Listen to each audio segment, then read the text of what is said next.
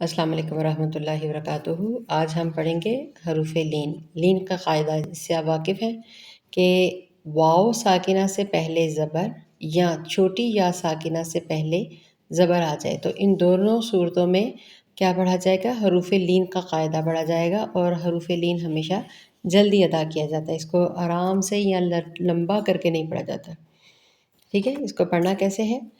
تا زبر واو تو، تا زبر یا طی تو تئی تو تئی، اس طرح سے اس کو جلدی سے ادا کیا جاتا ہے۔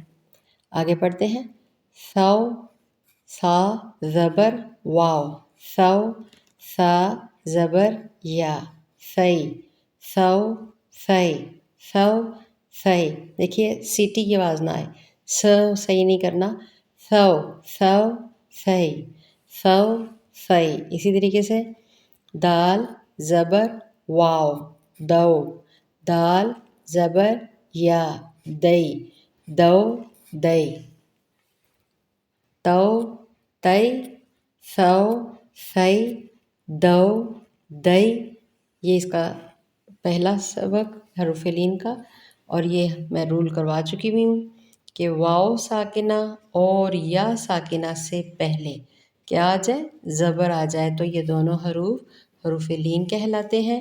حروف لین کو لمبا ہونے سے اور جھٹکا بھی نہیں دینا بجایا جاتا ہے۔ واو ساکنہ اور یا ساکنہ سے پہلے زبر، یہ اس کا قاعدہ آپ لکھ لیں۔